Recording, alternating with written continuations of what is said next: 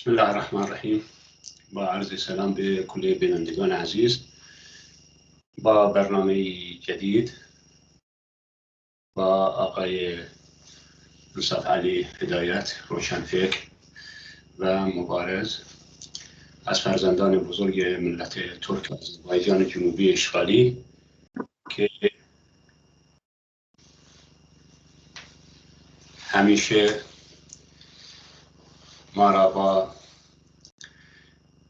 زحمت هایی که به ایشون میدیم تحمل کرده. در واقع بزرگواری ایشون باعث خدمات زیادی هست که برای نه فقط ملل داخل جغرافیای موسوم به ایران، بلکه حتی برای ملل دیگر که واقعیت‌های تاریخی، اجتماعی، سیاسی در جغرافیای موسوم به ایران برای بینندگان و شنوندگان شرح میده. ما دوباره به ایشون خوش آمد میگیم. خوش آمدید آقای هدایت. بار دیگر متشکرم. با یه موضوع حساس و فوق استراتژیک که لازمه دنیا بدونه با جناب علی صحبت کنیم و این بار در رابطه با مسئله تاریخ. آیا در جغرافیای موسوم به ایران تاریخ مشخص و محددی هست که ما برای بینندگان شرح بدیم و جناب علی شرح بدید؟ آیا تاریخ معین که و همه میدونن تاریخ یکی از قواعد اصلیه که در وجود انسان ها، در خون و وجود هر بشری در دنیا این قاعده هست. خواهشاً برای بینندگان عزیز آقای هدایت شرح بدید که در جغرافیایی که امروز به اسم جغرافیای ایران شناخته شده تعریف بفرمایید. سلام عرض می کنم خدمت شما و تمامی بینندگان و شنوندگان. خیلی خوشحالم که در خدمتتون هستیم. ببینید، از موضوعاتی که در ایران سیاسی، ما ایران جغرافیایی نداریم، چون ایران نام جغرافیا نیست، نام یک رژیمه که در 1313 تأسیس شده و این رژیم هم چند بار اسمش تغییر کرده، با آنکه ایرانیت روش هست ولی یک زمان اسمش بوده شاهنشاهی ایران، بعدش هم شده جمهوری اسلامی ایران. این یک واحد سیاسی است، اسم جغرافیا نیست. مثلا شما میگی هندوستان، پاکستان، افغانستان، ترکمنستان، تاجیکستان، عربستان، نمیدونم ارمنستان، تاجیکستان، گرجستان، هر چی که میبینید این اطراف اسمی داره. داخل ایران هم لرستان، عربستان، آذربایجان، هر کدوم اینها اسم داره ولی جغرافیا داره، ولی ایران جغرافیا نداره. تاریخاً اسم اینهایی که الان براتون شمردم، اینها تاریخاً اسم یه جغرافیا و یه ملتیه که در اونجا زندگی میکنن. عرض کردم سری قبل هم مثل تاکستان، نخلستان، سیبستان، اینها یعنی جایی که اونها در اکثریت، شما یک چیزی رو در اونجا اکثریت دارید. حالا تو باغ شما مثلا نخل زیاده ولی سبزیجات و سیفیجات هم میکارید مثلا، ولی هست، ولی اکثریت با اون نخله. یا تاکستان اکثریت با انگوره ولی یه چیزای دیگه هم شما تو باغتون هست، ممکنه گیلاس داشته باشید، آلو داشته باشید، سیب داشته باشید. ولی در چیزی به نام ایران در تاریخ نبوده. شما بگی این جغرافیای مشخص با این ملت، با این تاریخ، با این فرهنگ، با این تمدن در اونجا بوده. ولی چیزی که در تاریخ و به خصوص در تاریخ 100 سال اخیر همه ما رو شستشوی مغزی دادن و ما فراموش کردیم که وجود داره یا نه، تمدنه. تمدن آیا ایران سیاسی که ما الان توش زندگی میکنیم، نه به عنوان عرب ها و ترک ها و ترکمن ها و قشقایی ها و لور و گیلک و مازنی و تالش و کرد و اینها، نه اینها، نه اینا ملت هم برای خودشون، هر کدوم یه ملته. و ملت بودن آقای ابو نزال به این نیست که تعداد نفراتش یا سرزمینش بزرگ باشه یا کم باشه یا کوچیک باشه، نه، به این نیست. به اون اراده هستش، اراده ملی، اون مشترکات ملی، اون تاریخ ملی، اون زبان ملی، اون آداب و رسوم ملی، اون تمدن ملی که اون ملت داره. ولی آیا سوال اینجاست آقای ابونظار، آیا ایران سیاسی دارای یک تمدن هست؟ اول دو تعریف از تمدن بدیم. من دو تا تعریف توی مقاله‌ای که منتشر کردم، دو تا تعریف، یکی تعریف عرب‌ها، یکی تعریف دنیای غرب مسیحی‌ها از تمدن رو ارائه دادم. دنیای مسیحی تمدنش رو بر اساس، دقت بکنید، بر اساس دولت ملتی که در 200 سال گذشته تأسیس شده تعریف میکنه. پس مدنیتش رو بر اساس دیولپمنت یا توسعه یافتگی دولت و نهادهای دولتی، یا اینجوری اگر بخوام بگم به پیچیدگی روابط دولت و سازمان‌ها و نهادها محدود میکنه. میگه آقا تعریف دولت عبارت است از اینکه تعریف تمدن عبارت است از پیچیدگی و توسعه یافتگی دولت و نهادهای دولتی. این از تعریف خلاصه تعریف غربی های مسیحی. در دنیای عرب تمدن رو عبارت از تمامی دستاوردهای یک ملت در طول تاریخ میدونن که عبارت از تمامی حقوق، سیستم اجتماعی، ساخت و ساز، شهرسازی، روابط داد و ستد و هر چیزی که هست شامل اونها میشه. حالا آیا بر اساس این تعریف ما ببینیم که ایران سیاسی یک تمدنی داره؟ ببینید آقای من یه تعریفی خودم از تمدن بکنم. تمدن از نظر من عبارت است از چیزی که شما زندگی میکنید، شامل دولت، زندگی روزمره، اقتصاد، قانون، مقررات، ازدواج، مرگ، ختنه پسر، عروسی، عزاداری، قبر و اینها. این زندگی که جامعه ایجاد میکنه، این عبارت از تمدن. آیا در ایران ما تمدن داریم؟ حالا سوال اینه. ببینید در ایران ما تمدن نداریم. تموم نداریم. میگید آقا چطور؟ ما داریم زندگی میکنیم. ما الان تو ایران سیاسی داریم زندگی میکنیم. میگم نه آقا، شما تو ایران سیاسی زندگی نمیکنید. ایران سیاسی تنها یک چیز داره، زبان فارسی. اون زبان فارسی رو شما زندگی نمیکنید، تحمیل شده به شما. و در این حال عرب وقتی با عرب ها هستن یا توی جمعی با عرب ها روبرو میشن، فوری سویچ میکنن، تغییر میدن از زبان انگلیسی یا فارسی یا هر زبانی به زبان خودشون، تمدنشون. وقتی دو ترک در میان 1000 تا فارس، 1000 تا انگلیسی به هم برسن، فوری سویچ میکنن از زبان اون جلسه به زبان ترکی، برای اینکه این زبان تمدن خودشونه. عرب ها لباس خودشون دارن، آیین و رسوم خودشون دارن. مثلا عید نوروز عید عرب ها نیست. میبینید این تمدن اونه. ولی ایران یه معجونی از درست کردن، از هر ملتی یه مقدار دزدیدن، زبان فارسی رو هم داخلش چپوندن، گفتن آقا این تمدنه. نه، حالا ببینید من گفتم که تمدن عبارت است از چیزی که ما زندگی میکنیم. خب حالا ببینیم که تو ایران ما چی زندگی میکنیم.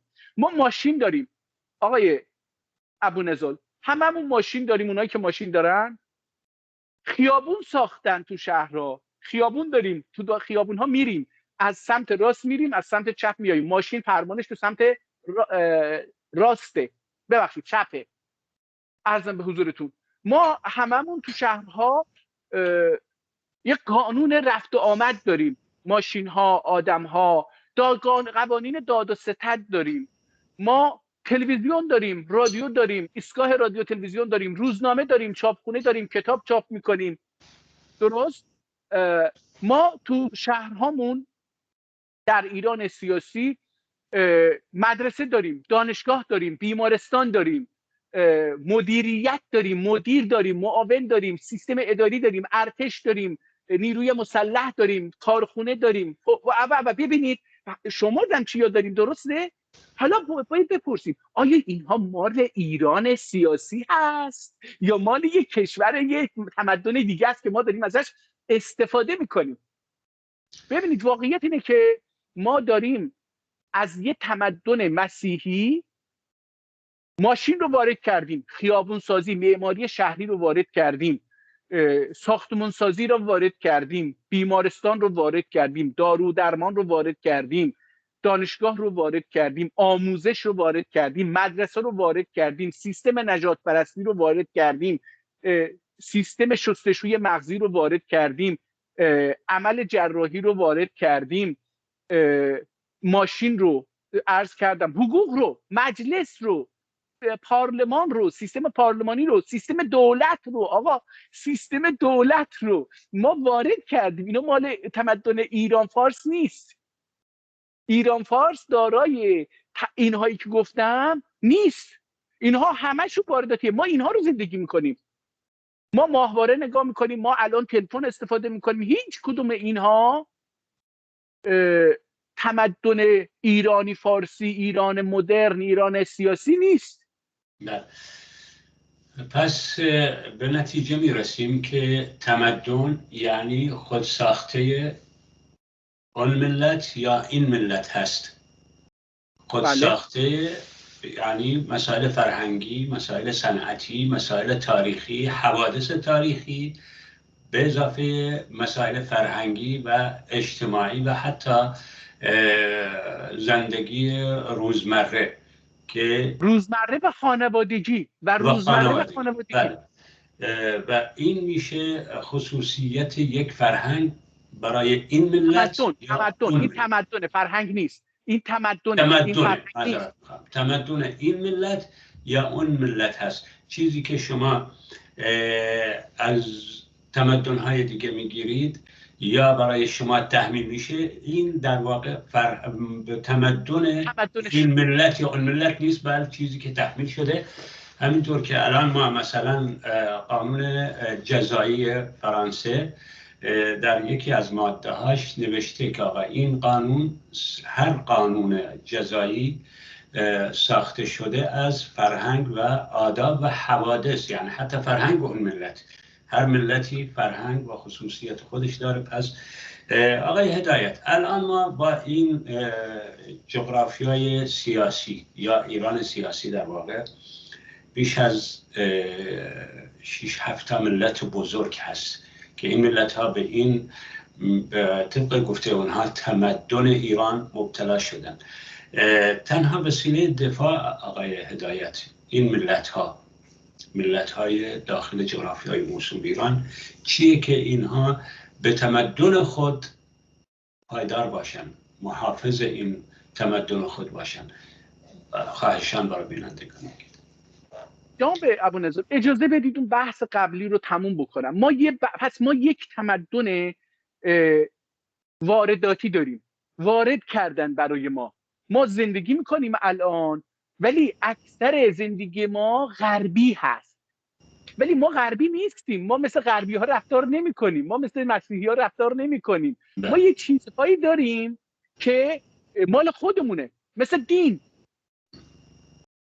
ممکنه مثلا شیعه باشه، سنی باشه، نمیدونم بهایی باشه، باب باشه، هر چیزی که داره، مذهبی که داره، اون مال خودشه، مال این جغرافی هست. 1000 ساله، 1400 ساله، 2000 ساله داره زندگی میکنه. خب این دوم یه چیزایی هست. ببینید ما قوانین در ایران مثلا ارث و میراث، طلاق و ازدواج، وضعیت عرضم به حضورتون رفت آمد خانواده ها، غیرت و ناموس و اینها بخشی از تمدنن. میدونید عرضم به حضورتون روابط خانوادگی، روابط فامیلی، روابط تو شهر، روابط انسان ها با هم، روابط یک جامعه با یک زبان یا چند زبان وقتی به هم میرسن، این هم بخشی. وقتی میمیره یه قوانین، بر اساس یه قوانینی دفنش میکنن و بر اساس یه رسم و رسوم و قوانینی هفتگی و ماهانه و 40 و ساله میگیرن برای اون مرده. وقتی متولد میشه یه آیینی داره، گوشش اذان میخونن، اسم براش انتخاب میکنن، اسم باید اینجوری باشه، این هم بخشی از یه تمدن دیگه است، اون تمدن غربی نیست. وقتی که ازدواج میخواد بکنه دوباره یه قوانین و رسوم خاص خودشو داره، به اسم با اجازه حضرت محمد و سنتش میخوام باهات ازدواج بکنم، تو میخوای با من ازدواج بکنی. نگاه کنید وقتی که میخواد هر کاری که انجام بده یهو میبینی که عبادتش اینه، حقوق قوانینش اینه، یعنی دینیه. ببینید درسته ما قوانین رو از فرانسه آوردیم، مجلس رو از فرانسه آوردیم، اما زیربنای قوانین در این مملکت دینه، دین اسلام. حالا یه تفسیری از دین اسلام که این نیست، این یه تفسیر ایرانی فارسی از و ملایی، یعنی ملاها یه تفسیری از دین دارن که از همدیگه متفاوتن. جالب آقای ابونضار، یه ویدیو خیلی خوب الان حدود 15 ساله شاید هم بیشتر داره پخش میشه، تو یه مسجد، فکر کنم تبریز باید باشه، تو یه مسجد 2 تا ملا دارن جداگانه نماز جماعت میخونن. این 2 دیدگاه، 2 تفاوت دینی هستش. یا 2 تا ملا 2 تا تفاوت دارن و جامعه هم 2 تا تفاوت رو درک میکنه و ببینید اون جامعه مذهبی این تفاوته. ببینید پس در ایران ما با 2 تا تمدن رو داریم زندگی میکنیم، یکی تمدن غربی که همش وارداتیه، یکی تمدن اسلامی که همش رو زیستیم، جدید نیست. ما تمدن غربی رو حداکثر 200 ساله داریم دریافت میکنیم، اما تمدن اسلامی رو 1400 ساله داریم زندگی میکنیم، جزء خون ما، پوست ما. ببینید مثلا شما هر چیزی رو روش انگشت بذارید، حتی تمدن غربی که الان آوردیم استفاده میکنیم، شما استفاده اسلامی میکنید، یعنی تلاش میکنید اسلامیزش بکنید. برای همین ما مثل غربی ها نیستیم. تمدن غربی رو آوردیم اما مثل تمدن غربی، مثل افراد غربی استفاده نمی‌کنیم. قوانین رو مثل اونها اجرا نمی‌کنیم. دولت، سازمان‌های دولتی، قوای سگانه، اینها رو داریم اما مثل غربی ها استفاده نمی‌کنیم. ولایت فقیه داریم به جای چیز.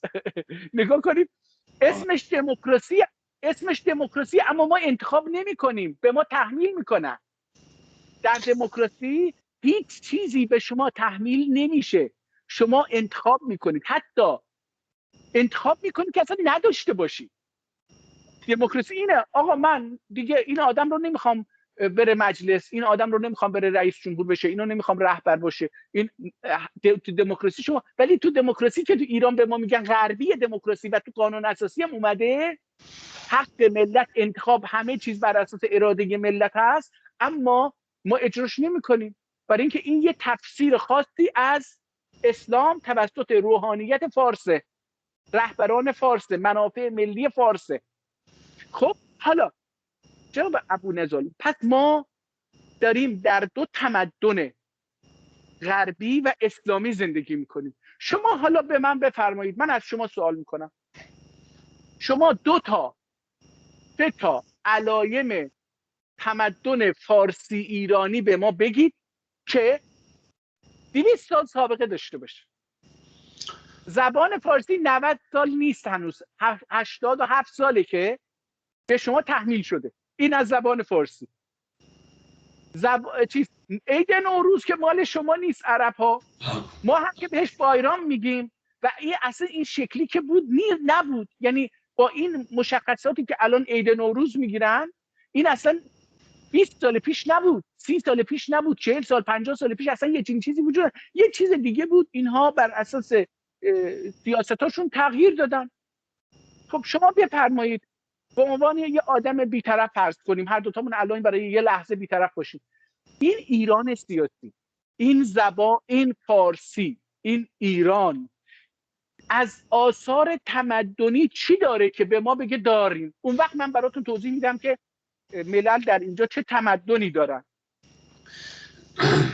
البته سوال جناب علی خیلی مهمه و این تقریبا چیزی که همه ملل داخل جغرافی موسوم به ایران دارن زندگیش میکنن که نظام در واقع و ملل همیشه در یعنی مواجهه هستند چرا؟ چون همه ملت هایی که جناب عالی اشاره کردید از ترک تا عرب و غیره همه با فرهنگ های اسلامی و قومی خودشون در مدت صدها سال زندگی میکنن و در واقع ما همیشه در رابطه با چیزی که ایرانیت امروز دارن به این ملت ها تحمیل میکنن، این ملت ها رد میکنن، قبول نمیکنن. همیشه ما مشکل داریم حتی در مسائل چای خوردن.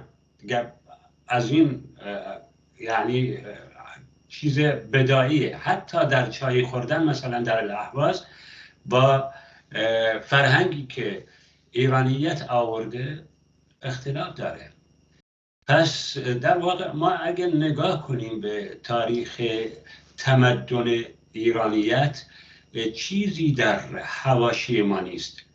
یعنی ما ملت عرب اهواز الان که تاریخ تمدن برگردونیم، هیچ کدوم از چیزی که الان ملاها دارن میگن و دارن روپوش میدن، حالا چی از نظر شرایع اسلامی یا حتی همینطور که جناب عالی اشاره کردید غربی، هیچ کدومش رو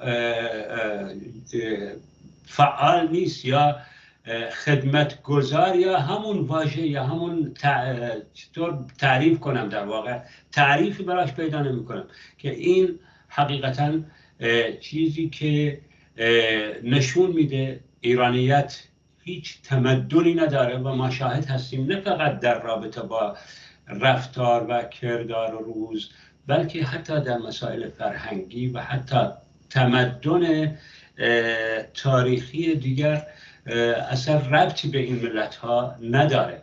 چیزی که الان اینا دارن تبلیغ میکنن، شما برگردید به آذربایجان جنوبی یا بلوچستان، حتی در رفتار و کرداری که اینها دارن با ملل غیر فارس مثلا اعمال میکنن، هیچ کدوم ربطی به تمدن نداره.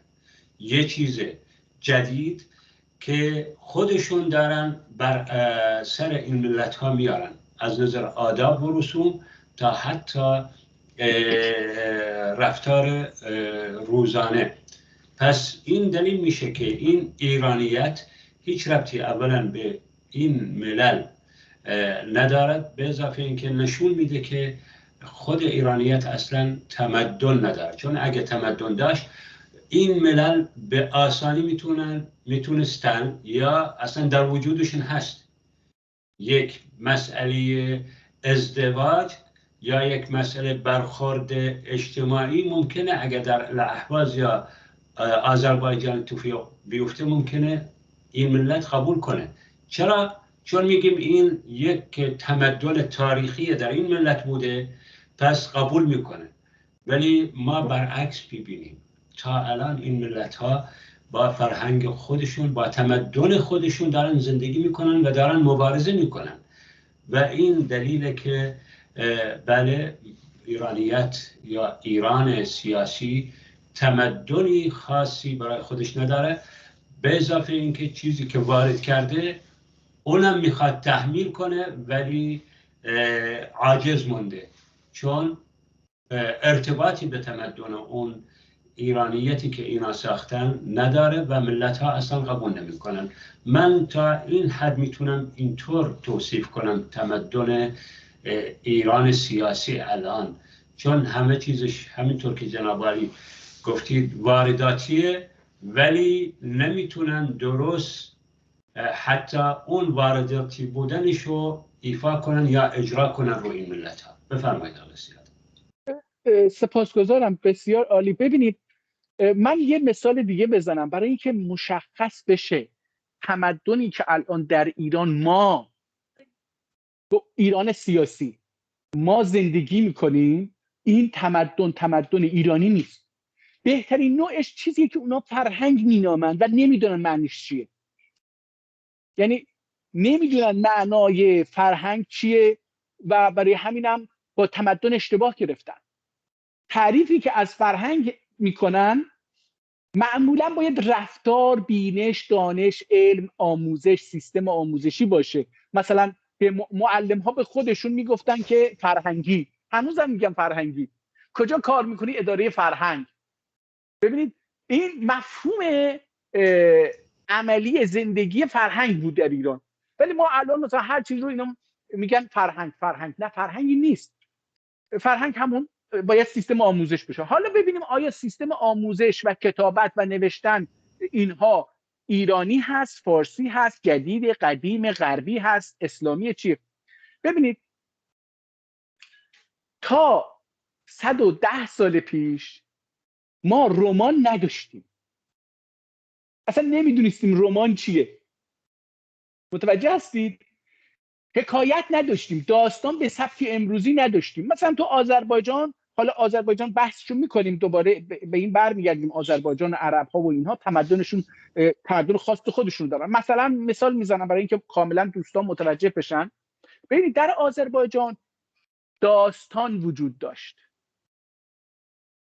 و این داستان رو مردم، عاشق‌ها، این موسیقی نوازان سنتی با اون سازی که دارن، دستگاهی که یه سرش خیلی نازکه، یک سرش بزرگه و حالت نیمه لوزی داره، این رو مینداختن گردنشون و با اینو میزدن و داستان رو تعریف میکردن. داستان عبارت از باز موسیقی. نگاه کنید فرق داستان رو، تمدن رو. این داستان سرایی عبارت بود از موسیقی، شعر، حکایت، داستان، نتیجه اخلاقی که خود عاشق این رو بیان میکرد و مردم اطرافش جمع میشدن، اینو گوش میکردن. حتی اونایی که عاشق نبودن و اون داستانها رو میخواستن تقلید بکنن، دقیقاً این همون کلمات رو تکرار میکردن، نمیتونستن اضافه بکنن. در نتیجه ما مثلا به جای رمان، مثلا شما برید تروغلو رو ببینید، شما برید هر داستانی که الان چاپ شده کتاب، اینا رو ببینید، اینا دقیقاً مثل عاشق‌ها بیان میکنن. این فرهنگ بود. ولی الان شما برید رمان نبود تو فارسی، الان یعنی تو ادبیات نه عرب بود نه عربیات اسلامی بود، رمان نبود، حکایت به این شکل نبود، داستان‌های عاشقانه به این شکل نبود. شما مهمترین داستان‌های عاشقانه 1001 شب هست و چیز هست، لیلی و مجنون، این داستان‌های از این شب. ولی اینها رو شما اخلاقی می‌بینید، آموزشی می‌بینید، نه این شکلی که الان ببخشید کلا سکس تراپیه، ترویج رواج. شما روزنامه‌ها رو ببینید، اصلا روزنامه تو اسلام و ایران نبود، وجود نداشت و اینها ایجاد نکردن. در نتیجه نوع خبرنویسی، نوع جمله بندی، نوع چیز، همه اینها در کتاب‌ها، نوع جمله بندی، نوع فعل و فاعل و مجموعه اجزای یک جمله، پاراگراف‌ها، نمیدونم نقطه، ویرگول، کاما، دو نقطه، کاما ویرگول، همه اینها مال غربه. نگاه کنید شما یک فرهنگ رو میگیرید، داخلش کپی میکنید، میگیرید، نه کپی میکنید، خودتون رو وفق اون فرهنگ میدید، نه اون فرهنگ رو تغییر میدید برای خودتون. شما زبان عربی رو فارسی گرفته، خب فارسی یک زبان بسیار جدیده، مثل همسن با چیز هست، حد اکثر سنی که داره، سن زبان در ببخشید این پاکستان چیه زبان رسمیش؟ اردو. عمر زبان فارسی یا کمتر از اردو هست یا همزبانه، برای اینکه اردو خیلی پیشرفته تر از زبان فارسیه. فرقش اینه، اردو به نظر من، تحلیل من اینه که اردو عمرش از فارسی بیشتره، برای اینکه هنوز قواعد نوشتاری و سخن گفتن با فارسی تکمیل نشده. هنوز مقررات دستور زبان فارسی رو هنوز دارن می نویسن، هر سال دارن می نویسن و آموزش میدن، ولی باز هم یاد نمیگیرن. شما تو روزنامه ها، کتاب ها، 2 تا کتاب، 10 تا 100 تا کتاب انتخاب بکنید، 100 تا نویسنده فارس هم باشن، مادرزادی، پدرزادی، جدآبادشون فارس باشن، نویسن، این کتاباشون رو بذارید کنار هم مقایسه بکنید، میبینید که از نظر دستوری، از نظر لغات، از نظر جمله بندی، از نظر بسیاری از جمله هایی که درست کردن آقای ابونزال در کتاب های فارسی یا عربی یا ترکیه. جمله شکل شمایل ترکی داره، جمله شکل شمایل عربی داره، یعنی شما اینو بخونید میگی که اینو یه ترک نوشته، اینو یه عرب نوشته، ولی اینو فارس نوشته. برای اینکه زبان فارسی یه زبان بسیار جدیده. برای همین ببینید برای ریاضیات، برای حقوق، قوانین، برای عرفان، برای فلسفه، برای دین، برای شریعت، برای احکام، برای مرگ، برای ازدواج، برای تولد، برای فوت، برای هر چیزی که شما بگید کلمه نداره. آقا این قاشقش، این ظرف قابلمش، اون تابش، اون هر چی که شما بگید مال خودش نیست، وارداتیه. از ترکا گرفته ظرفاشو، کشاورزیش، دامداریش، اصطلاحات جنگیش، ارتشیش، نظامیش، همش یا فارسیه، ببخشید یا ترکیه یا عربیه یا انگلیسیه یا آلمانیه یا روسیه. خب آقا یه زبانی که نمیتونه اردو داشته باشه و اردوش به زبان دیگه است، نمیتونه کشاورزی داشته باشه برای اینکه تمامی گلها و گیاها و میوه ها اسمش فارسی نیست. خب ببینید این تمدن نیست دیگه. ها ممکنه یکی برگرده بگه که آقا زرتشتی، دین زرتشت و زرتشتی ایرانی فارسیه. اولا زرتشتی ایرانی نیست، هندیه. زبانش زبان فارسی نیست. یعنی یک زرتشت اگر کتاب رو بخونه یه فارس متوجه نمیشه. متوجه اینه که و دوم باید ملت اون رو زندگی بکنه. آیا شما با من تو ایران سیاسی عرب ها 80 میلیون، از این 85 میلیون 90 میلیون آدمی که در ایران سیاسی زندگی میکنن چند نفرش زرتشتی؟ آقا تا امروز عرب های اهواز به این زرتشت، معذرت میخوام، دارن بد و بیرا میگن.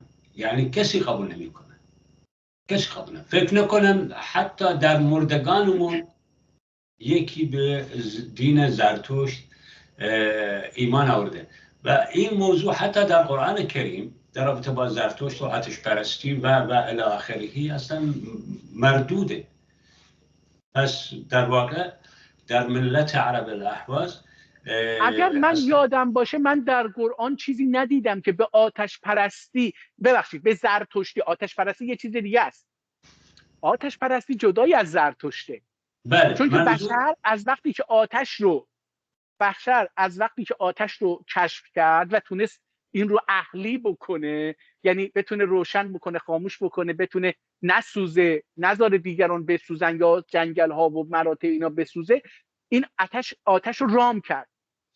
این براش مقدس بود، برای اینکه براش گرما میداد، براش غذا میپخت و خیلی مقدس بود. این یه دین نیست، این شمونیزمه. آره، منظور اما زرتشتی این نیست. ما برای زرتشت، دین زرتشت فکر نکنم. من تا گفتم به جدیت ملتمون با این دین مخالف هست، قبول نکرده یعنی است. مثلا تو ملت عرب الاهواز آیا شما 1 نفر 2 نفر 10 نفر دارید که احتمالاً زرتشتی باشه؟ اصلا. و حتی الان که این نظام داره و نظام پهلوی داره اعلام میکنه، ملتمون اونو 100% رد میکنه و قبول نمیکنه. و همینطور که خدمتون گفتن یعنی در حال مواجهه است، چون اونو یک دین دخیل به میخوان تحمیل کنن به ملتمون.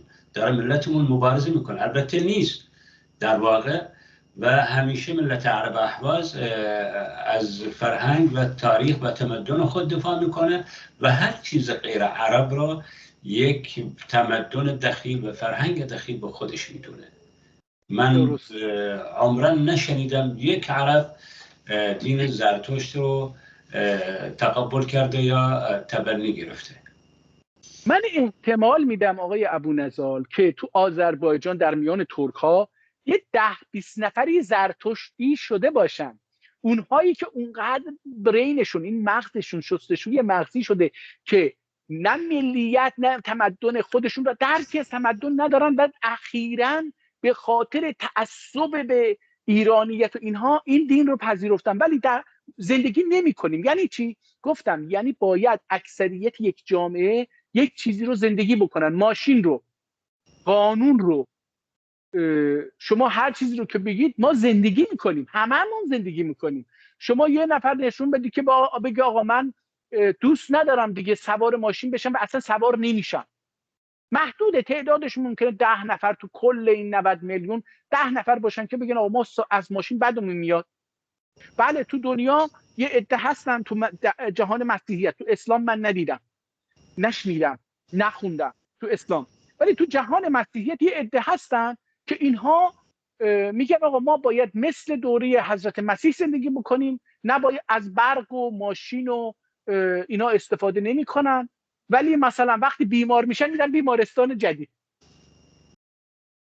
دکتر جدید، یعنی بر اساس دکتر سنتی زندگیشون رو نمیگذارن. خب ببینید پس نتیجه میگیریم که اگر هم زرتشتی وجود داشته باشه به شرط بودنش، این تمدنی نیستش که ما زندگی میکنیم. برای اینکه باید بگید امروز ما بر اساس کدوم اصل زرتشت تو زندگی ما نقش داره. اینو باید تمدن اینه که در زندگی ما نقش داشته باشه، در روزی در آوردن ما، کار کردن ما نقش داره، در عبادات ما نقش داره، در پوشش ما نقش داره، در ازدواج ما نقش داره، در مرگ ما نقش داره، در ختنه کردن بچه هامون نقش داره، در روابط با همسایه و در و فامیل و اینها کجا این نداره. در نتیجه ببخشید من اینو برای اینکه مزاحم نشه دیگه بزنم. ببینید در نتیجه ما چیزی به نام تمدن ایرانی، فارسی، باستانی و جدید نداریم. این از این. برای اینکه زندگی نمی کنیم. اما چه چیزها رو زندگی می کنیم آقای ابونضال؟ ما آذربایجانی ها موسیقی داشت، ببخشید اون بحث کتاب و اینها یادم رفت.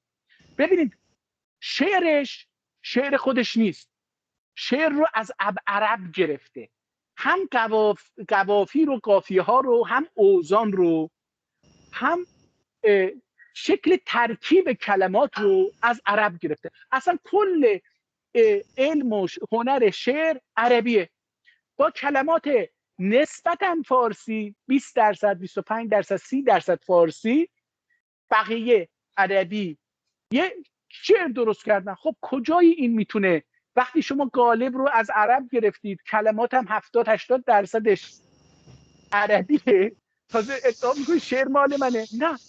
پس ببینید این قسمت هم، پس کتاب جدید، چاپ و چاپخونه، روزنامه، خبرنگار، به این شکل نویسندگی، به شکلی که مثلا شما کتاب بنویسید، روزنامه بنویسید، رادیو داشته باشید، اونجا کار بکنید، اینها تمدن غربه. زندگی میکنیم، درسته، ما تلویزیون رو زندگی میکنیم، تلفن رو زندگی میکنیم، ماهواره رو زندگی میکنیم، رادیو، اما این تمدن غربه، تمدن فارس نیست، تمدن ایرانی نیست.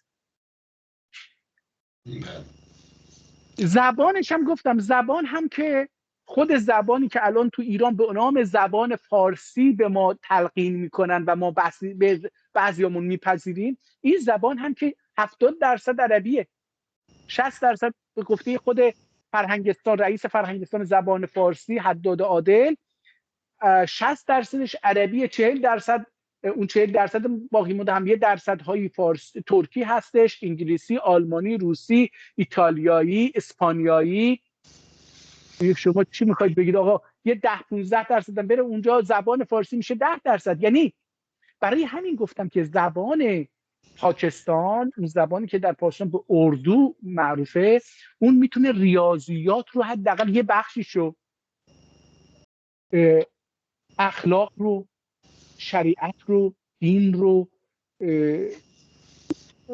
نمیدونم قوانین رو، روابط اجتماعی رو، فلسفه رو، عرفان رو، با بخشیشو، نمیگم همشو، با زبان اردو بگه. ولی زبان فارسی عاجز از این.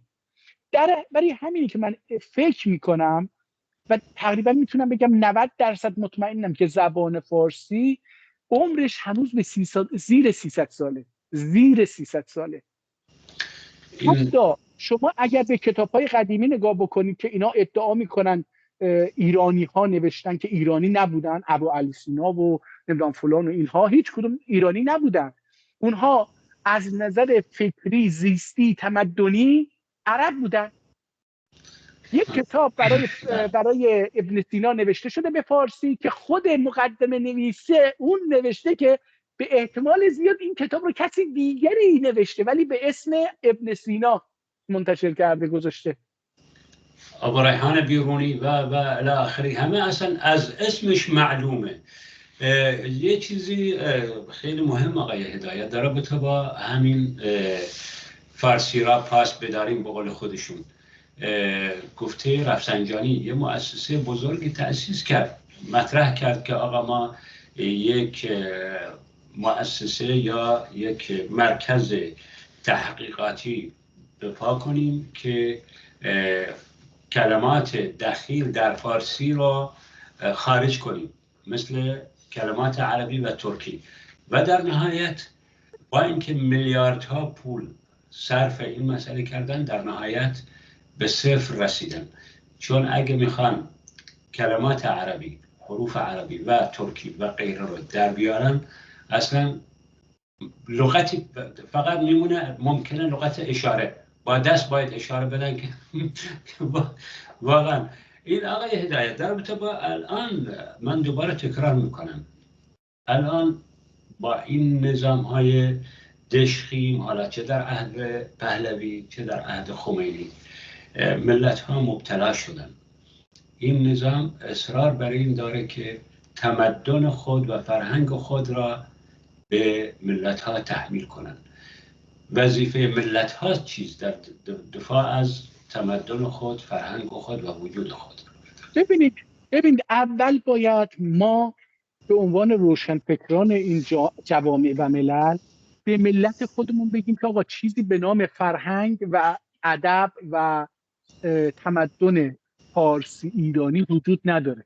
اول باید به اینا بگیم، بعد بگیم که اون چیزی که زندگی میکنیم، اون زندگی، ببینید مثلا الان زنان ترک مجبور شدن چادر سیاه بپوشن، در حالی که 40 سال پیش، 50 سال پیش، حتی شما همین الان به قشقایی ها و ترکمن ها نگاه بکنید، به ترک های خراسان، به ترک های خلیج نگاه بکنید، اینها زناشون چادر سیاه به سر نمیکنن، خیلی رنگی میپوشن، موهاشون هم بیرونه. همین قشقایی ها رو شما نگاه بکنید، همین میگم ترکمن ها رو نگاه بکنید، همین روستاهای آذربایجان رو شما آذربایجان جنوبی رو نگاه بکنید، همین آذربایجان ها اون طرف مرز رو نگاه بکنید، همین ترک های ترکیه رو نگاه بکنید، شما چادر سیاه نمیبینید. ولی ایران داره یه فرهنگ تولید میکنن به نام چادر سیاه و زن بسته. حدیث براش درست کردن. آقای جالبه، حضرت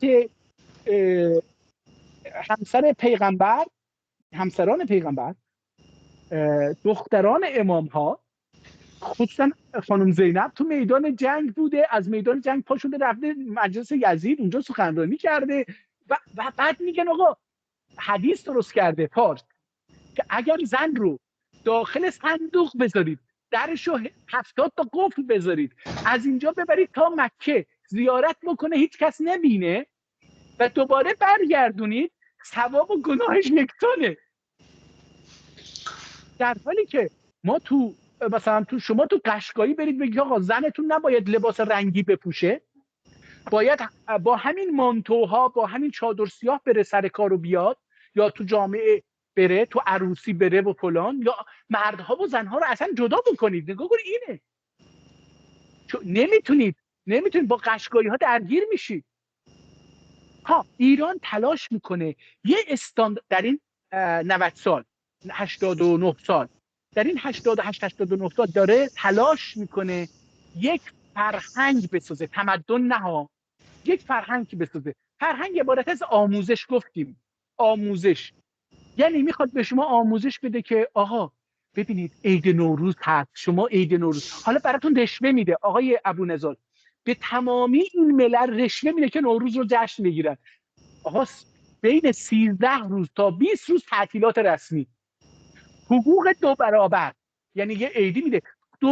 هیچ جای دنیا عیدی نیست، میدونید؟ هیچ جای دنیا عیدی نیست. اصلا مسلمونا که عید نوروز نمیشناسن، عیدشون عید قربان هست. ولی یک چیزی که اینا میگن، این در میان اخیراً تونستن بر اساس این رشوه تعطیلات نوروز و عرض کردم تعطیلات خیلی بلندیه، شما کار نمیکنید حقوق میگیرید و یه حقوق اضافی دوبله هم میگیرید که بتونید جشنها رو ادامه بدید. این پول رو به شما میدن که اون رسم رو بپذیرید، برید اون رسم رو اجرا بکنید، عادت بکنید بهش.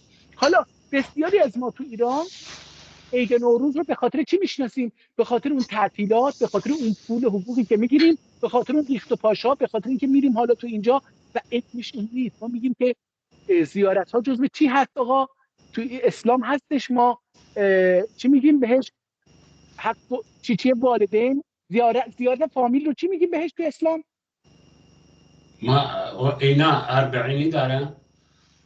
نه زیارت قبور دیگه چی؟ نه مثلا فامیل ها همدیگر رو میبینیم، این یک فریضه دینی هست، این که برید فامیل ها رو ببینید، این یه فریضه دینیه، نزدیک ها رو، پدر و مادر و فامیل و همسایه ها رو، تا 40 همسایه در اطرافتون رو باید برید ببینید. این تو اسلام یه فریضه هست، یه واجبه که باید همه به هم داشته باشیم. و ایران تلاش میکنن که عید رو اونو بیارن عیدش بکنن، عید نوروزش بکنن. ولی ما ترک ها بهش میگیم بایرام، نمیگیم نوروز. این نوروز رادیو تلویزیون دارن میگن رشوه، این رشوه‌ای که میدن، این رشوه‌ای که در مدارس به ما میدن. ببینید آموزش در آمریکا و کانادا و انگلستان و فرانسه و آلمان و همه جا تقریبا پولیه، تقریبا پولیه. یعنی شما باید پول بدید بچه‌تون بره مدرسه، دانشگاه. ولی تو ایران الان که دوباره پولی شده تو ایران، ولی قبل ما مثلا تو زمان شاه و اوایل انقلاب به شما پول میدادن میرفتید مدرسه، یعنی تو مدرسه غذا میدادن. خیلی از بچه‌ها رو لباس نمی‌فرستادن. من یادمه کلاس 5 ابتدایی بودم، کت شلوار دادم، کت شلوار. بله واقعا بله، درست. میوه میدادن، پسته میدادن، شیر میدادن، برای اینکه این آدم هایی که خرما میدادن، تو فقیر اهوازم بودن، خرما میدادن. بله میگفتن آقا برید تو مدرسه یه شکم سیر بخورید، برید تو مدرسه یه شکم سیر. موز رو بازم وارداتیه، این میوه وارداتی هست، ولی می آوردن میدادن تو این روستاها، ما میخوردیم، تو این شهرها ما من البته تو روستا که نخوردم، ولی تو وقتی تو شهر اومدم دیدم آره میدن خوردیم، نوش جونمون، چون پول نفت خودمون بود، مال اونا نبود. ولی این رشوه بود آقای بله ابوالرضا. واقعا. میخوام بگم این یه رشوه اجتماعی همگیر بود برای اینکه به شما بگم ببین آقا فارس باشی اینا رو داری. ولی این پول رو فارسا ایجاد نمی‌کردن، این پول از نفت عرب‌ها در میومد. واقعا. نفت عرب‌ها رو میدادن، اینها رو وارد می‌کردن و اونور به منت می‌ذاشتن که آقا دوره شاه ما فقر مطلق بود، فقر مطلق بود. برای اینکه اگر اون غذای مدرسه رو نمیدادن بچه‌ها مدرسه نمیرفتن، چون که باید بچه‌ها، آقا من خودم از وقتی که اومدیم پدر و مادرم کوچ کردن اومدن شهر، 8 سالم بود، رفتم قالی بافی. آر نیست، فقیر بودیم ما. ایران فقیر بود، ما هم فقیر بودیم. تو ایران مجموعه کسایی که دستشون به دهنشون برسه خیلی محدود بود. فرض بکنیم از 10 میلیون ایرانی شاید مثلا 100,000 نفر دستش به دهنش کامل میرسید، بقیه نمیرسید. آقا فقر بود، خیابان وجود نداشت، شهر وجود نداشت، درمانگاه وجود، یواش یواش اینا رو بر اساس فروش نفت اینها رو ایجاد کردن یواش یواش. و وظیفه دولت اینه، این نباید منت فکر کنیم که یه تمدن ساختن، نه این تمدن نیست. این وظیفه دولت اینه که این پول رو وقتی از شما میگیره باید خدمات بده. وقتی معدن شما رو، نفت شما رو، گاز شما رو، مالیات شما رو میگیره از شما، باید ساخت ساز بکنه.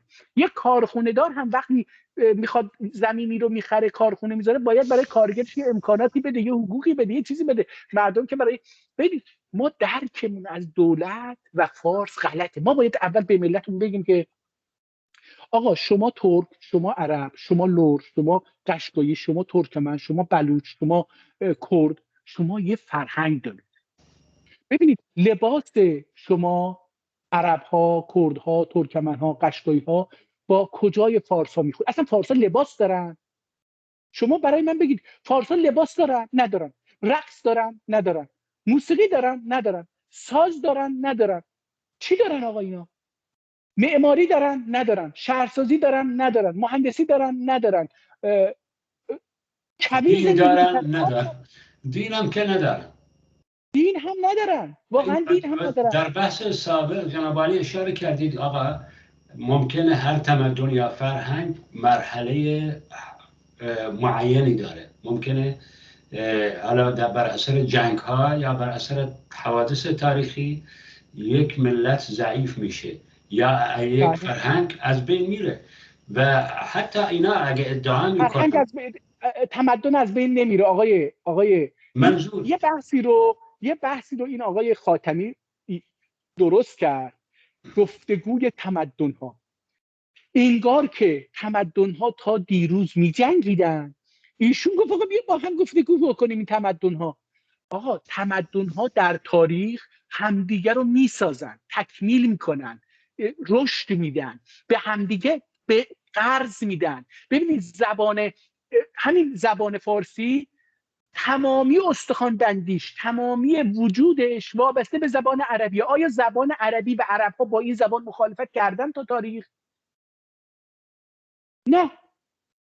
زبان اردو ترکیبی از هندی، ترکی، فارسی، عربی هستش و انگلیسی، فرانسه، آلمانی، روسی.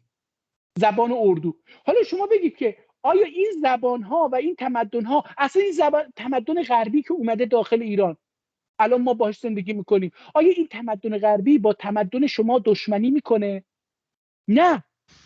این خاتمی یه دروغی رو به جامعه روشنفکری ایران تحمیل کرد که آقا تمدن ها می جنگن. نه، تمدن ها نمی جنگن. انسان های غیر متمدنی مثل فارس ها میان ترور ایجاد میکنن و اون وقت میفرستن. در تاریخ هم اینجوری بوده ها. شما تمامی این تروریست های تاریخ اسلام رو ببینید که حتی میگن عمر رضی الله عنه رو هم فارسا ترور کردن، علی رو هم ابن ملجم فارس بوده. میگن من نمیدونم، من اصلا نمیدونم ابن ملجمی وجود داشته یا نه، ولی میگن تو تاریخ که آقا این فارس بوده، اسمش هم چی بوده، روزبه بوده، چی بوده، نمیدونم. یعنی ببینید شما این تمدن، این فرهنگ تمدن نیست.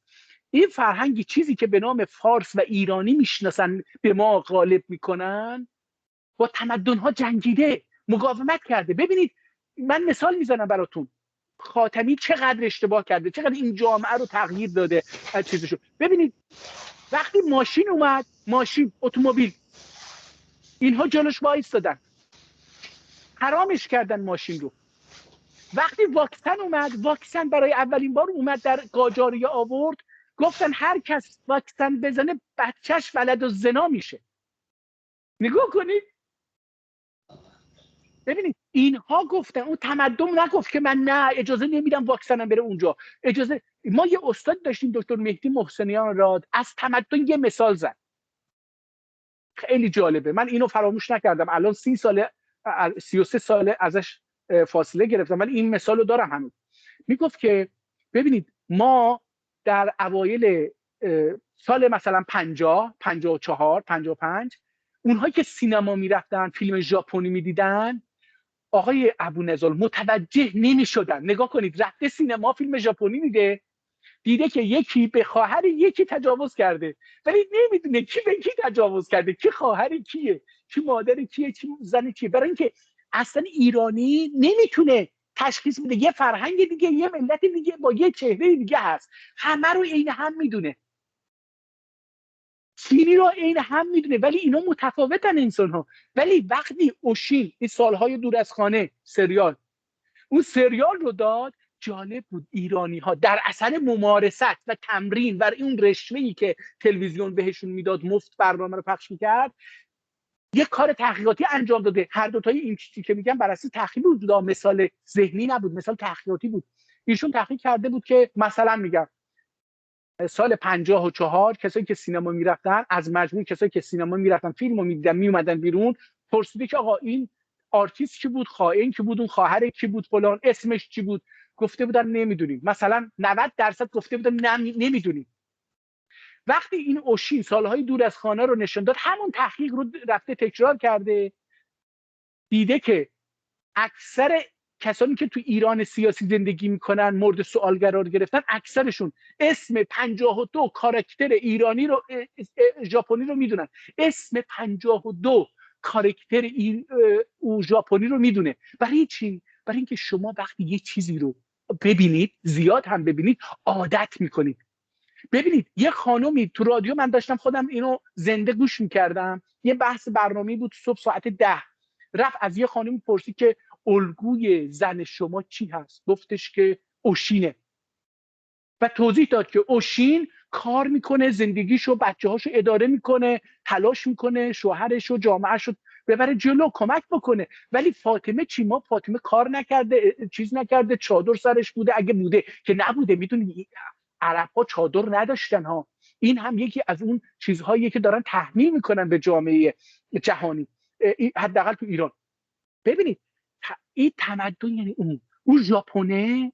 حالا اون استاد ما میگفت که تمدن عبارت از اینه که شما یه خونه پیدا بکنید که وسایل ژاپن در اونجا نباشه، تولیدات و محصولات ژاپن در اون خونه نباشه. حتی در دورترین خانه‌های ایران شما میتونید یک وسیله ژاپنی پیدا بکنید، یه وسیله کره‌ای پیدا بکنید که این آدم وقتی میخواد بخره بگه آقا ژاپنی خیلی خوبه، آلمانی خیلی خوبه.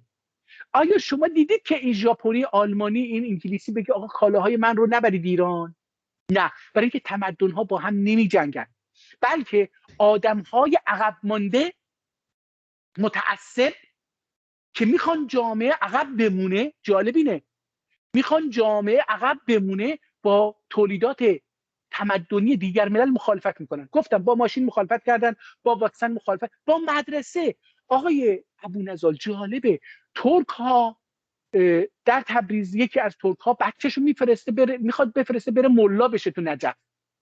ببینید حتی مدرسه های دینی، آقای ابونضال این خیلی جالبه، چرا قم مرکزه، دقت بکنید، چرا قم مرکز حوزه علمیه در ایران نشأت کرد رضا شاه؟ قبل رضا شاه در اینجا مدرسه وجود نداشت، مدرسه دینی خیلی کوچیک بود، خیلی کوچیک، مثلا 10 تا طلبه داشت. ولی رضا شاه این مدرسه رو درست کرد. آیت الله بروجردی بهش به آیت الله بروجردی پول داد، گفت آقا بیا این مدرسه رو درست کن و اینجا رو به مرکز. برای اینکه آقای ابونضال، من اینو تو یک کتاب خوندم، برای اینکه قمی که امروز هست مرکز زرتشتی بوده به عقیده فارسا، نه اینکه بوده یا نه، ما خبر نداریم که یه چیزی بوده، ولی اونها یه تاریخ ساختن، گفتن آقا 2500 سال قبل شهر قم در قبل از انقلاب بذارید 1310 20,000 نفر جمعیت نداره، 20,000 نفر جمعیت نداره. من کتابشو براتون، این کتاب که اخیراً براتونم فرستادم انگلیسیشو، نقشه ایران رو بر اساس ملیت ها کشیده، سال 1934. این کتاب رو براتون میفرستم، حدوداً میشه 87 سال پیش این کتاب رو نوشتن.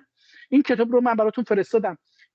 اگر یه روزی تصمیم بگیریم، اجازه بدید منم اون کتاب رو بخونم، اون کتاب رو همینجا نشون بدیم، هم براشون، برای این بینندگان بخونیم که ایران تمدنی نداشته و چه شکلی بودن و غربی ها چه شکلی تمدن ساختن و این رو ما گرفتیم ازشون. حالا عرض کردم وقتی این ترک میره، به جای اینکه بره نجف میره لبنان، تو مدرسه فرانسوی ها روش تعلیم و تربیت ابتدایی رو میخونه، یعنی لیسانس میگیره در 150-160 سال پیش میره لبنان، تو مدارس فرانسوی ها به زبان فرانسوی معلم میشه و همچنین تنها معلم نمیشه، چگونگی تألیف و نوشتن کتاب درسی رو یاد میگیره.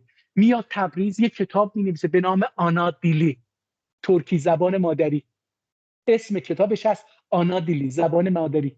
اینو مینویسه و میره تو مطبوعات دوره نزدیک به مشروطه آگهی میده، آقا شما 5 قران پول میدید، بچه‌تون تو 3 ماه توانایی خواندن، نوشتن و درک به زبان خودش یا به زبان فارسی یا به زبان عربی رو میفهمه، یعنی حداقل میتونه بخونه، عربی رو که نه.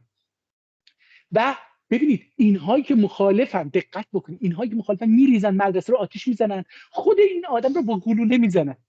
این آدم برای اینکه بچه‌های مردم بیان درس بخونن دخترانشو، دقت بکنید ببینید تمدن چه شکلی میشه. تمدن ترک رو بذارید در مقابل تمدن فارس، نگاه کنید با هم نمی‌جنگن. بی تمدن ها با تمدن می‌جنگن. شما در هیچ کجای دنیا نمی‌بینید که مثلا حتی القاعده و فلان و بهمان بگن که ما ماشین، هواپیما، بمب فلان آمریکایی رو نمی‌خریم، استفاده تلفنش رو نمی‌خریم. نه. ولی تو ایران اینو میگن، نمیذارن شما وارد این قوت بشید. اومدن مدرسه رو آتیش زدن. خود این آدم رفت موی دو تا دختر داشت، موهاشون رو با ماشین تراشید، گوشواره هاشون رو در آورد، لباس بچگونه پسرونه پوشون، گفت برید مدرسه، برای اینکه همه بگن آقا من اسمشون عوض کرد، اسمشون پسرونه گذاشت، گفتش که من 2 پسر دارم، خودم میذارم مدرسه، بیایید بذارید، اگر بچه‌تون در عرض 3 ماه خواندن نوشتن رو یاد نگرفت من بهتون جریمه میدم، برای اینکه شما بچه‌هاتون رو گذاشتید تو این مدرسه مکتب چندین سال داره میره میاد، هنوز نمیتونه بنویسه بخونه، بیایید من بهتون یاد بدم. ببینید این هر شهری رفت همین بلا رو سرش آوردن، ولی نهایتاً تونست مدرسه رو بذاره. وقتی بیمارستان اومد همین کار، دیگه نمیخوام مثال های دیگه بزنم، همین آخرش خود ما زندگی کردیم. آقا وقتی ما ویدیو اومد، ویدیو کاست بود، نوار میذاشتن فیلم پخش میشد، چقدر گرفتن آدم ها رو، میجنگیدن، کلی همه جا این کمیته ها و بسیجی ها همه جا میگرفتن. بعد سی دی اومد، دوباره همونها، ماهواره اومد، دوباره همونها، اینترنت اومد، همین الانش با اینترنت داره مبارزه میکنه. آقا این تمدن ها با هم نمی جنگن، بی تمدن هایی که مخالف تمدن جدیدن و منافعشون با اومدن تمدن جدید منافعشون به خطر میفته. آقا یه ملا اگر معلم بیاد بگه که آقا شما از فردا بگید آقا یه ملایی تعطیل، ملاها چیکار بکنن؟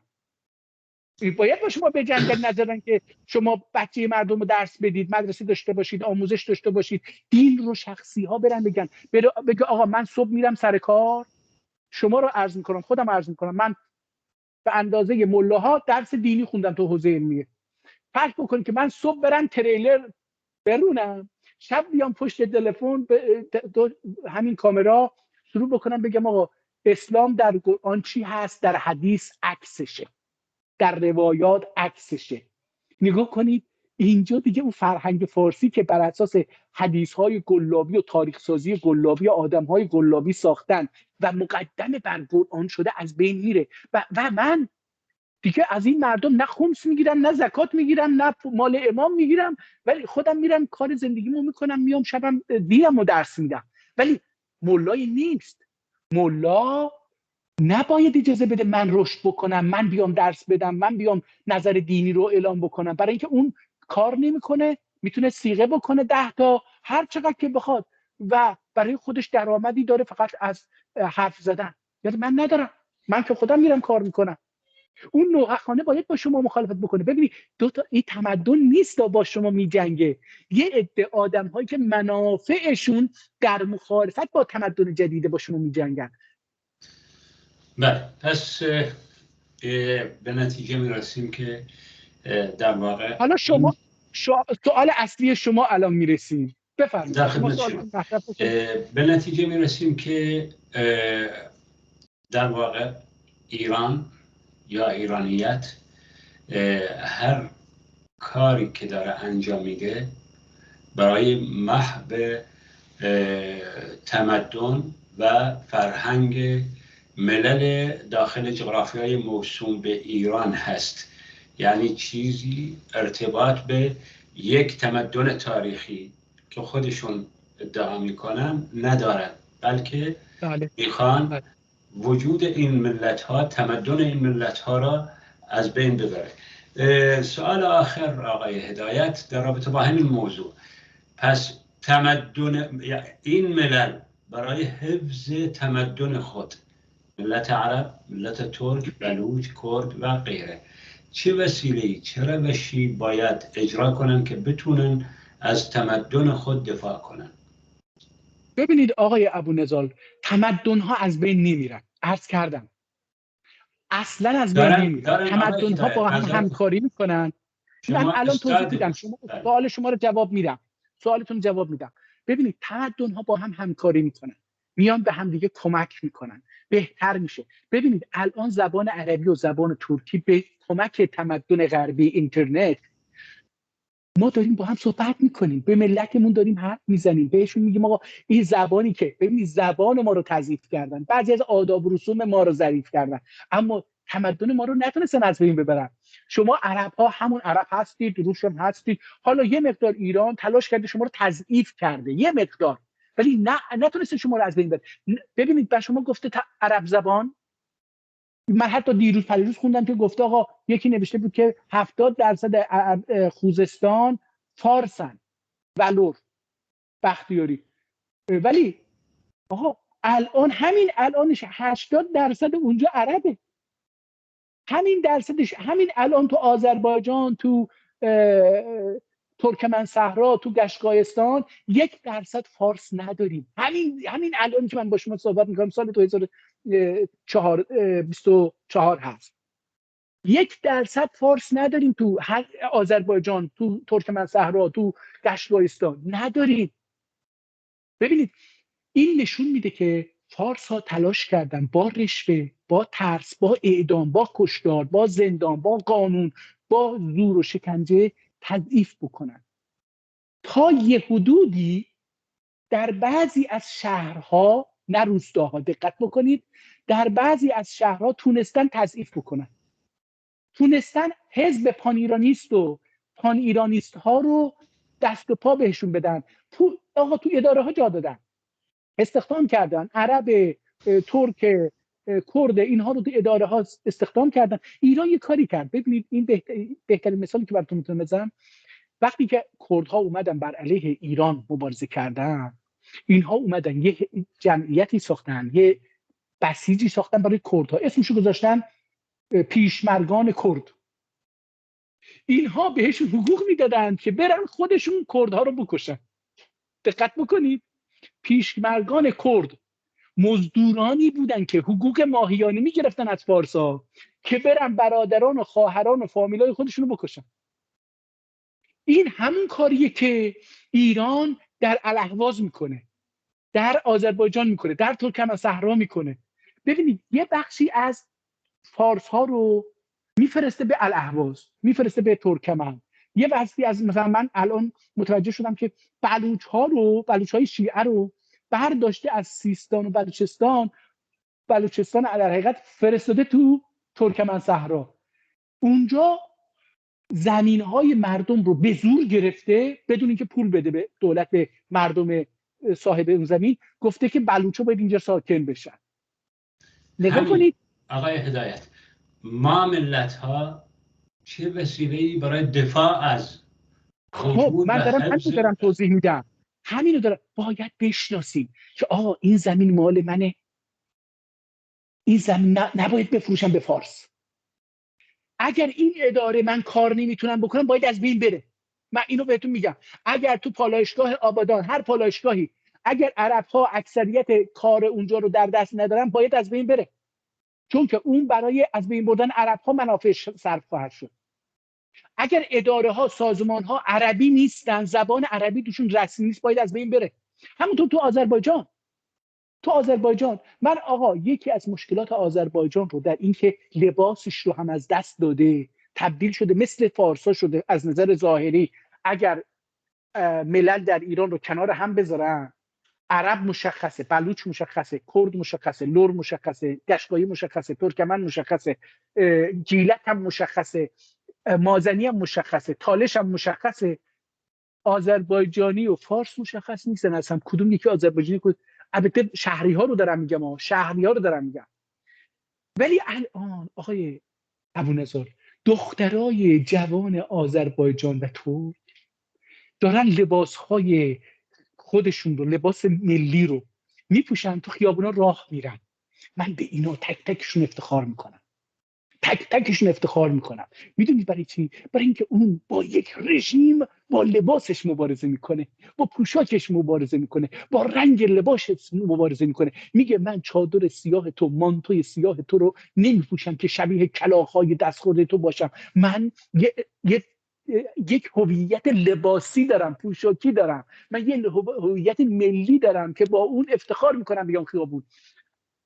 بعضی از شهرها آقای ابوالنضر، یه مشکلی که ما تو شهرها داریم، شهرها مراکز اداری هستن که سیستم اون مرکز رو باید به شما در محل تحمیل بکنن. ببینید الاهواز رو نگاه بکنید، اداره ها، عرب هایی که تو ادارات هستن فرقی نمیکنه، اونها خیلی فارس ترن تا شما. اونا فقط زبان فارسی رو نمیدونن، اونا مأموریتشون در اینه که شما رو، فامیل هاشون رو، دوستان رو، همشهری ها رو مجبور بکنن که فارسیزه بشید. زوکا رو اینا بیشتر میگن، اینها توهین ها رو میگن، اینها عربی رو با فارسی قاطی میکنن، اینا ترکی رو با فارسی قاطی میکنن. اینها محافظه کارها هستن، اینا دسته ها و چنگال های رژیم هستن در ملت خودمون. ما باید با اینها مبارزه بکنیم. باید بگیم آقا من دیروز یه ویدیو منتشر کردم، میتونید برای شما هم فرستادم فکر کنم. یه خانم ترک از زندان زنگ زده، 18 امروز 19 روزه که اعتصاب قضا کرده، با مادرش داره صحبت میکنه به زبان ترکی. زندان هر یک دقیقه یه بار یه وایس میاد، نوار صوتی هستش، یه فایل صوتی هستش، میاد میگه این ارتباط از زندان تبریز برقرار شده. خب تو زندان تبریز که همه ترکن، 99% زندانی ها ترکن، کارمندا ترکن، به فارسی داره باشون. شما باید این زندان رو تخریب بکنید، آموزش پرورش رو باید تخریب بکنید. شما باید برگردید، من ملت های ما که تمدن داریم. حالا یه روزی آقای ابوالنضر، یه روزی تمدن ملت عرب رو، ملت ترک رو صحبت بکنیم. ما امروز ایران سیاسی رو صحبت کردیم که تمدن نداره. حالا باید یه روزی بیایم بگیم آقا تمدن ما چی هست؟ تمدن ترک در آذربایجان، تمدن عربی در الاهواز چی هست؟ چه فرقی با هم دارن؟ برای اینکه در ایران ما گفتیم که ایران سیاسی تمدن نداره، اما گفتیم که و میگیم که ملل در ایران تمدن دارن و گفتیم تمدن ها از بین نمیرن، ضعیف میشه ولی از بین نمیره. شما نگاه کنید مثلا کلدانی، تمدن کلدانی یا تمدن مثلا سومری بین النهرین از بین رفته 4000 سال پیش، 5000 سال پیش از این. اما امروز تو دانشگاه ها دارن که سفال های اینها رو میخونن، میگن آقا این مثلا فالبینی مال اون دوره هست، نمیدونم این رسم فلان رسم ازدواج مال اون دوره. مثلا چی؟ مثلا مهریه میگن مال اون دوره است، مال اون دوره است. برای اینکه اون دوره دخترها رو، حالا نمیدونم کدوم دوره ها، من نمیام بگم که کدوم دوره کدوم تمدن اینو داشته، تمدن ها به هم قرض دادن، ولی اومده مثلا گفته آقا میدن از بازار، اینجوری بوده دیگه. به هر حال کلامتون گفتید دخترها رو عوض میکنن یا به هم دیگه میدن؟ خواستید بگید؟ نه میفروشن دخترها رو میفروشن. ببینید الان فکر بکنید که پسر شما و پسر من میخواد ازدواج بکنه، ما به عنوان پدر و مادر و خود این بچه رو برمیداریم میریم خونه یه خانم در ایران، میگیم که آقا ما پسرمون عاشق دختر شما هست، میخوان با هم ازدواج بکنن. اولین چیزی که از شما میپرسن آقا خونه داره، کار داره، درآمد داره، پول، مهریه‌اش چقدره؟ نگاه کنید همش پوله. خونه داره، پسر من عاشق اونه، اون میگه که عاشق نیست دخترم، میخوام به شما بفروشم. شما خونه دارید، شما پول دارید، شما درآمد دارید، کارخونه دارید. یعنی اون میگه که من دخترم میفروشم. چقدر؟ آقا به عدد سکه ها، عمر، شماره شناسنامه‌اش سکه. ببینید یعنی چی؟ یعنی میگه آقا اینقدر سکه بده من این دختر رو به تو بدم دیگه. حالا قبلا آقای ببینید این فرهنگ، حالا اینجا فرهنگ ها، این تمدن نیست، این فرهنگ اومده یه کاری کرده. دختر وقتی میخواد ازدواج بکنه، قبلا اینجوری بود، شما با من اینجوری ازدواج کردیم، من خودم اینجوری رفتیم از این دختر خانم خواستگاری کردیم، گفتن که آقا خب مهریه‌ش هم چقدر باشه. آخر حرف این بود، مثلا پدر زن منو برد یه رستوران تنهایی، با هم 2 ساعت صحبت کرد که ببینیم این آدم عقلش چطوره، کارش چجوریه، نگاهش به زندگی چه شکلیه، میتونه دختر من رو و زندگیش اداره بکنه، عقلش هست، کار سنگ برمیداره، آدم هست یا فردا میاد دختر منو شکنجه میده. ببینید منو برد 2 ساعت صحبت کرد، بعد اومد گفتش آقا اوکی من دخترمو به این آدم میدم. آخرش هم گفتش که چقدر مهریه؟ گفتن اینقدر. گفتن که آقا بنویسید اندل مطالبه هر وقت، و خودشون هم گفتن آقا کسی نداده، کسی هم نگرفته. ولی الان آقای میگم الان فرهنگی که فارسا دارن ایجاد میکنن اینه، دخترها ازدواج میکنن به عدد سکه شناسنامه تاریخ تولدشون، میره 1 ماه بعد 2 ماه بعد. حتی من دیروز یکی رو شنیدم ویدیوش اومد، فکر میکنم نه اشتراک نگذاشتم چون خیلی تلخ بود. دختر قبل از ازدواج، قبل از اینکه بره تو همون جشنی که اومدن اینو مثلا صیغه‌شون رو به هم خوندن و قراره برن تو اتاق خواب، گفته که الان مهریه منو باید بدی. گفته آقا یعنی چی؟ من الان بنگ پنجشنبه است، فردا جمعه تعطیله، چجوری باید به تو پول بدم و چیز بدم؟ گفته یا همین الان میدی یا به پلیس زنگ میزنم که نگاه کنید اینجاش مهمه. ببینید تمدن شما با ما چقدر فرق داره با اینا. گفته که زنگ میزنم به پلیس، میگن که قبل از زفاف باید ایشون پول منو پرداخت بکنه، پرداخت نمیکنه، میان شما رو میبرن زندان بدون هیچ چیز، قانونا شما میرید زندان. نگاه کنید به یک چنین جایی رسیده که دختر دیگه نمیخواد زندگی بکنه، به خاطر زندگی، به خاطر اینکه بچه دار بشیم، عشق داشته باشیم، همدیگر رو کنار هم زندگی بکنیم، کمک هم باشیم، کار بکنیم، هممون زندگی رو ببریم جلو. نه، میگه آقا من این آدم رو خوب پول داره میتونم ازش بگیرم برم یه زندگی دیگه بر اساس دلم زندگی بکنم، میره 10 تا دوست دختر میگیره، دوست پسر میگیره. ما الان فرهنگی که ایران تولید کرده داشت آقا یه زن، نه یه زن، میلیون ها زن الان تو ایران شوهر داره، در این حال 10 تا دوست پسر داره، میلیون ها مرد زن داره، در این حال 10 تا دوست دختر داره که زن دیگری هست. ببینید مدنیت فارسی شده. ما به دقایق بله برنامه تموم شد. برنامه در یک جمله خلاصه بکنم، برای اینکه از تمدن خودمون جلوگیری بکنیم باید بر تمدن خودمون تاکید بکنیم و باید بشناسیم که این تمدن ماست و اون تهاجم فرهنگی تمدنیه. یعنی فارسا رو میگم تهاجم فرهنگی. ببینید حتی خامنه‌ای وقتی این کلمه تهاجم فرهنگی رو آورد نگفت تهاجم تمدنی، برای اینکه تمدن‌ها به هم دیگه تهاجم نمی‌کنن. مدنیت هم نه، مدنیت عربی نه، فرهنگ فارسی به زبان شما، به تاریخ شما، به انسانیت شما، به رسم و رسوم انسانی شما، به حقوق شما، به ارزش‌های شما حمله میکنه. شما برای دفاع باید تهاجم بکنید، باید به اونها. الان ما تو این برنامه تهاجمی هست، من دیگه این کانالی که باید دفاع بکنیم و بگیم نه ما خوبم هستیم، نه، اینو کنار گذاشتم.